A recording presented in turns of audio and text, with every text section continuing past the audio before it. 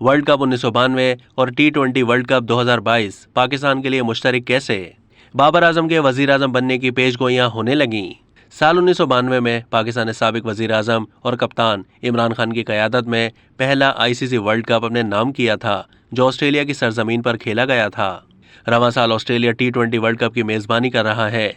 Event में कौमी team का सेमीफाइनल में क्वालिफाई करना किसी मौजज़े से कम नहीं था, और ऐसा तब हुआ जब नीदरलैंड की टीम ने जनूबी अफ्रीका को अपसेट शिकस्त दी। साल 1992 में ऑस्ट्रेलिया ग्रुप राउंड से बाहर हो गया था। ऐसा ही कुछ T20 वर्ल्ड कप में हुआ है और कैंगरूज की टीम सुपर 12 मरहले से आगे नहीं बढ़ सकी।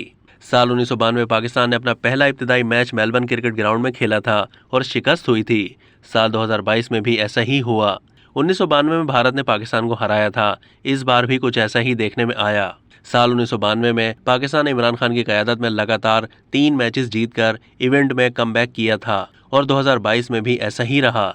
साल 1992 में पाकिस्तान सेमीफाइनल में न्यूजीलैंड के खिलाफ ही जीता था और कीवीज ने ही पहले बैटिंग की थी, जबकि 2022 के वर्ल्ड कप में भी हदफ का ताक़ुब करते हुए कौमी टीम फतह हासिल करने में कामयाब हुई।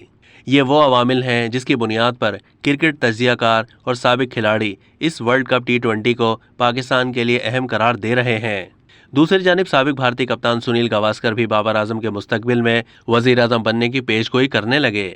उन्होंने अज़राए मजाक कहा कि अगर पाकिस्तान वर्ल्ड कप जीता तो 2048 में बाबर आजम मुल्क के वज़ीर आज़म बन जाएंगे। उनकी इस बात पर पैनल में शामिल शेन वॉटसन और माइकल एथरटन ने ज़ोरदार कहकहा लगाया। अब तक के लिए इतना ही। मज़ीद मालूमात के लिए डेली जंग के YouTube चैनल को सब्सक्राइब कीजिए।